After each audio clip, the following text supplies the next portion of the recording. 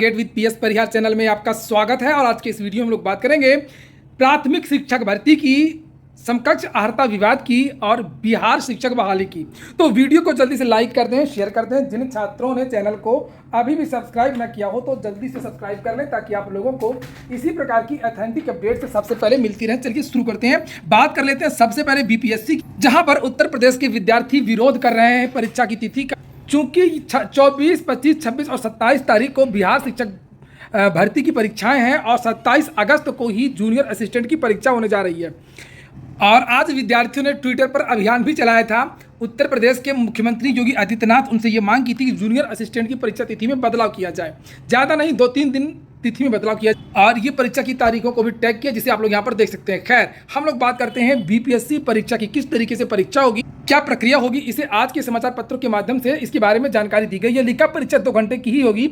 अभ्यर्थियों को परीक्षा शुरू होने से 2.5 घंटे पहले प्रवेश दिया जाएगा और 1 घंटा पहले ही एंट्री बंद हो जाएगी ताकि जो पेपर आउट वगैरह ना हो सके। जब विद्यार्थी अंदर आ जाएंगे उसके बाद में ही बंडल खोला जाएगा और अलग अलग कक्षा में जो बंडल वगैरह है पेपर के वो भेजे जाएंगे। यहाँ पर देखिए लिखा हुआ है, प्राथमिक, माध्यमिक, उच्च माध्यमिक विद्यालयों में शिक्षक नियुक्ति परीक्षा आयोजन को लेकर के मुख्य सचिव आमिर सुबहानी की अध्यक्षता में बीपीएससी के अध्यक्ष अतुल प्रसाद, अपर मुख्य सचिव गृह विभाग वी राजेंद्र, अपर महानिदेशक विशेष सचिव गृह के एस अनुपम एवं सभी डीएम तथा एसएसपी एसपी के साथ में ऑनलाइन बैठक आयोजित की गई। बीपीएससी के अध्यक्ष अतुल प्रसाद ने कहा कि 24, 25, 26, 27 अगस्त 2023 को प्रतियोगिता परीक्षा का आयोजन किया जाएगा। परीक्षा 2 घंटे की होगी, लेकिन अभ्यर्थियों को परीक्षा प्रारंभ होने के 2.5 घंटा पहले प्रवेश दिया जाएगा। परीक्षा प्रारंभ होने के 1 घंटा पहले अभ्यर्थियों का प्रवेश बंद कर दिया जाएगा, क्योंकि उसी 1 घंटे के दौरान प्रश्न पत्र जोनल दंडाधिकारी द्वारा परीक्षा केंद्र में उपलब्ध कराया जाएगा। प्रश्न पत्र डिजिटल लॉक वाले पेटी में भेजा जाएगा, जिसका कोड परीक्षा तिथि के 2 दिन पहले बताया जाएगा। बॉक्स में ये तो बहुत ज़्यादा होता है, मैंने तो सोचा था कि उसी समय बताया जाएगा। बॉक्स में से शील्ड पेटी पैकेट सीधे परीक्षा केंद्र पर परीक्षार्थियों के सामने खोला जाएगा। और लिखा है कि परीक्षा समाप्त होने के उपरांत परीक्षार्थियों के सामने ही ओएमआर सीट शील्ड किया जाएगा, सामने ही बंद कर दिया जाएगा पैकेट को, जैसे यूपी SSSC में होता है। और आयोग द्वारा विशेष मार्क वाले जैकेट कवर लगाया जाएगा ताकि शील्ड पैकेट में छेड़छाड़ ना की जा सके। कुछ विद्यार्थी कह रहे थे पिछले वीडियो में कि सब पेपर ये बीपीएससी का ऑनलाइन होना चाहिए, इसमें आउट हो सकता है। देखिए, जो भी परीक्षाएं ऑनलाइन हो रही है उसमें जमकर के धांधली हो रही है। धांधली ऑफलाइन में भी होती है, ऐसा नहीं है, लेकिन जो ऑफलाइन परीक्षा होती है, जैसे उत्तर प्रदेश में लेखपाल भर्ती हुई या अन्य भर्तियां हुई, उसमें तो हंगामा हो जाता है। लेकिन ऑनलाइन वाला जो मामला होता है उसमें सबूत बहुत कम मिल पाते हैं, अंदर ही अंदर खेल हो जाता है। बहुत सारे देशों में पेपर फिर से ऑफलाइन होने लगा है और यही सोच करके सीटेट का जो पेपर है वो अब दोबारा ऑफलाइन किया गया, क्योंकि ऑनलाइन में ज़्यादा खेल हो रहा था और ज़्यादा विद्यार्थी पास हो गए। यहाँ पर लिखा कि सर्विलांस कैमरा की व्यवस्था होगी ताकि कहीं से निगरानी की जा सके। दिव्यांग परीक्षार्थियों के लिए जिला मुख्यालय के निकट ही 1 या 2 केंद्र चिन्हित रखेगा। उन्हें लिखने वाले स्क्राइब यानी कि स्क्राइब्स लेखक की सुविधा दी जाएगी। अध्यक्ष ने कहा कि चूंकि अलग अलग विषयों के ओएमआर सीट अलग अलग तरह के होंगे, इसलिए स्क्राइब्स को 2 दिन पहले आयोग द्वारा प्रशिक्षण दिया जाएगा। सभी परीक्षा केंद्रों पर जैमर लगाया जाएगा ताकि ब्लूटूथ वगैरह, सर्विलांस कैमरा की व्यवस्था रहेगी ताकि कहीं से बैठ करके निगरानी की जा सके। महिला एवं पुरुष अभ्यर्थियों के लिए अलग अलग परीक्षा केंद्र बनाए जा सकते हैं। बाढ़ की स्थिति में 2 पाली में भी परीक्षा ली जा सकती है। ऐसे में प्रथम पाली पुरुष अभ्यर्थियों के लिए एवं द्वितीय पाली महिला अभ्यर्थियों के लिए भी ठीक है। एडमिट कार्ड 10 दिन पहले डाउनलोड किया जा सकेगा। ऐसा सर्वर पर दबाव बनाने की स्थिति को देखते हुए किया गया है। एडमिट कार्ड पर परीक्षा केंद्र का नाम नहीं रहेगा, उसके बदले कोड रहेगा। परीक्षा तिथि के 2 दिन पहले उस कोड से संबंधित परीक्षा केंद्र का नाम बता दिया जाएगा। सूची जारी कर दी जाएगी कि इस शहर की इस परीक्षा केंद्र की ये कोड है, फिर आप जाकर के अपना एग्जाम दे सकते हैं, ताकि जो विद्यार्थी वो परीक्षा केंद्र में सेटिंग ना कर पाएँ। क्योंकि ऐसा बहुत होता है कि विद्यार्थियों को अगर पता चल जाता है कि कहाँ पर उनका सेंटर, तो वहाँ के मैनेजमेंट में जाकर के सेटिंग कर लेते हैं, ड्यूटी वगैरह लगवा लेते हैं। तो उसके लिए इन्होंने ये व्यवस्था की है कि 2 दिन पहले ही एक लिस्ट जारी कर दी जाएगी परीक्षा केंद्रों की और उनके सामने कोड लगा रहेगा। तो आपके प्रवेश पत्र में जो कोड लगा है आप समझ जाएंगे कि हमारा यहाँ पर परीक्षा केंद्र है। तो ये बिहार शिक्षक भर्ती की सूचना हो गई। और बिहार शिक्षक भर्ती की सारी अपडेट्स प्राप्त करने के लिए आप लोग इस चैनल को जरूर सब्सक्राइब कर लें। हम अब बात करेंगे उत्तर प्रदेश प्राथमिक शिक्षक भर्ती की, जहां पर उत्तर प्रदेश सरकार बेसिक में भर्ती को लेकर के खामोश है, मौन है।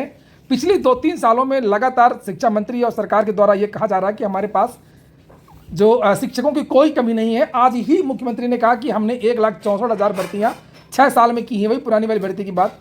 और जबकि मैं बता दूं कि जो 1,64,000 की ये बात कर रहे हैं पुरानी भर्ती की, ये वास्तव में 1,64,000 भी नहीं किया है। उसमें भी बहुत सारा झोल है। जो 68,500 वाली भर्ती थी उसके लगभग 24,000 पद उसी के खाली हैं।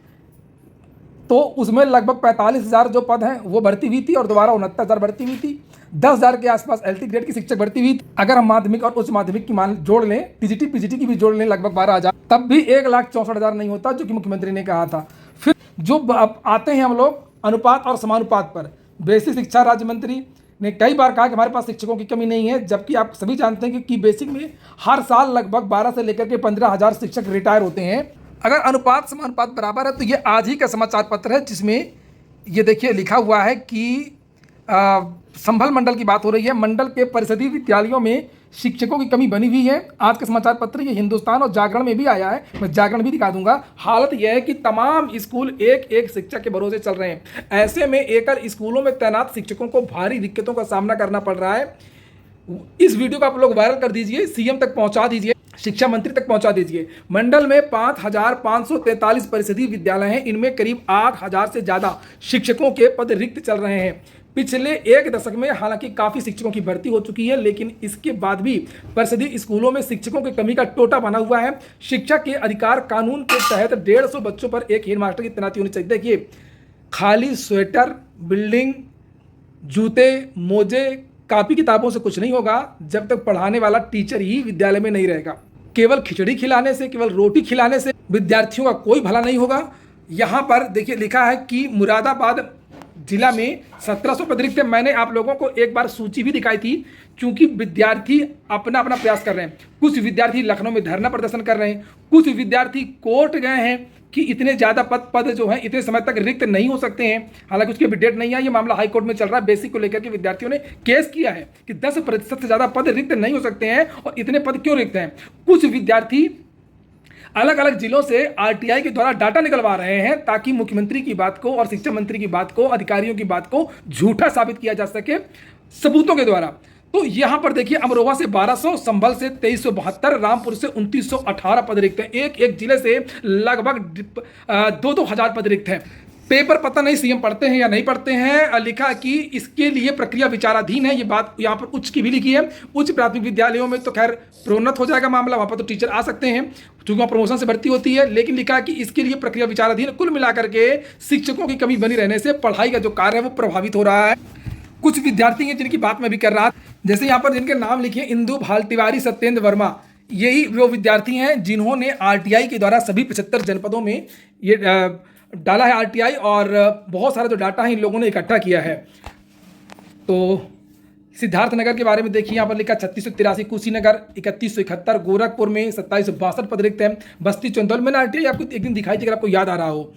और बलरामपुर, फिरोजाबाद, जालौन में क्रमशः 2488, 1926 और 1643 पद खाली है। बेसिक की बात हो रही है केवल। संत कबीर नगर, चित्रकूट, जौनपुर में 1795, 1491 और 1427 पद रिक्त, कुल 24,451 पद रिक्त हैं मात्र इतने जिलों में, जिनकी सूची आप यहाँ पर देख रहे हैं। यानी कि 11 जिलों में 24,451 पद रिक्त हैं। तो आप लोग कमेंट में बॉक्स में बताइए कि 75 जिले में कितने पद उत्तर प्रदेश में रिक्त होंगे।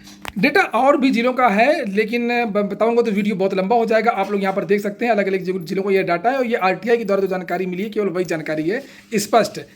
ये एक लंबा लेख छपा हुआ हिंदुस्तान समाचार पत्र में आज के, ये देख सकते हैं। यहाँ पर डेट भी हो सकता है ऊपर पड़ी हो, यहाँ पर डेट तो दिखाई नहीं दे रही, लेकिन आज ही के समाचार पत्र है। अब हम लोग बात करते हैं स्नातक समकक्षता की। मैंने एक वीडियो बनाया था शाम को और बताया था जिसमें कि आदेश जारी हो गया है। उसके बाद में वीडियो में बहुत सारे विद्यार्थियों ने कमेंट किया कि सर इसमें O लेवल के बारे में नहीं लिखा। तो इसमें तो ये भी नहीं लिखा है कि स्नातक के समक्ष कौन कौन से। इसमें यह बताया गया है, जैसे हम लोग जब जाया करते थे लोक सेवा आयोग, जब कहा करते थे कि इसमें अध्याचन आया हुआ है LT ग्रेड का, तो आप लोग इसके विज्ञापन क्यों नहीं निकाल रहे। तो उन्होंने कहा कि ये इसमें समकक्षता का जो मामला है, आप निदेशालय जाइए। निदेशालय जाते थे तो कहते थे NCT हल करेगा। पहले यही नहीं पता था कि जो समकक्षता का जो मामला है वो सॉल्व कौन करेगा। तो इसमें ये स्पष्ट कर दिया गया है कि ये जो जिम्मेदारी है वो किसकी है, अलग अलग विभाग की है। जैसे यहाँ पर तकनीकी प्रकृति की अगर कोई पद है सेवा नियमावली में, तो उसके लिए स्नातक की अर्हता क्या होगी। अगर केंद्र सरकार वाला जो मामला है किसी विश्वविद्यालय का है, तो उसमें क्या होगा। तो इस तरीके से इसमें स्पष्ट कर दिया गया है, इसलिए अब इसमें कोई समस्या नहीं होगी। और रही बात ओ लेवल की, तो मैंने पता किया कि ओ लेवल का क्या हुआ। तो उनका यह कहना था कि ओ लेवल में कोई मामला ही नहीं था। ओ लेवल के लिए तो पहले से ही जीओ जारी कर दिया गया था 2019 में उत्तर प्रदेश सरकार के द्वारा। जो ओ लेवल के जो समकक्ष के में जो डिग्रियां हैं वो डिग्री मान्य होगी। जिन विभागों में केवल ओ लेवल लिखा है वहां पर केवल ओ लेवल, जहां पर ओ लेवल एवं समकक्ष लिखा हुआ है तो जो जियो 2019 का है उसी जियो के अनुसार लगाया जाएगा। तो यहां पर समकक्ष अर्हता में यह था कि इसका जो विवाद का जो समापन है वो कहां से होगा, सॉल्व कौन करेगा, उसको लेकर के ये जो शासन ने स्थिति स्पष्ट कर दी है। इसलिए आरओ भर्ती में अब कोई विवाद नहीं है, स्नातक का मामला सॉल्व हो गया है। ओ लेवल का मामला पहले ही सॉल्व था। अब आरओ विज्ञापन की उल्टी गिनती शुरू हो चुकी है। यह बताया गया था कि जब हमारे पास पत्र आ जाएगा उसके हम 15 दिन बाद विज्ञापन निकाल लेंगे। तो आप लोग आज से 15 दिन जोड़ लीजिए, लगभग 4 या 5 तारीख तक आपका जो विज्ञापन है वो जारी हो सकता है। इससे पहले जारी नहीं होगा, मतलब इसके बाद में जारी होगा अगर लोक सेवा आयोग चाहेगा तो। और बहुत सारे विद्यार्थी कह रहे थे सर आप तो ऐसे बता रहे हैं कि जैसे विज्ञापन ही आ गया हो। तो ये बताइए, अगर आज परीक्षा हो जाएगी, विज्ञापन छोड़िए, अगर आज परीक्षा हो जाएगी तो क्या आप टॉप कर जाएंगे? तो जो मामला था वो सॉर्ट आउट हो चुका है। विज्ञापन आएगा आपका, भले ही 10 दिन 15 दिन 20 दिन बाद आए। पढ़ाई करना शुरू कर दीजिए। पूरा वीडियो सुनने के लिए बहुत बहुत धन्यवाद। वीडियो अगर काम का है तो लाइक करके जाना।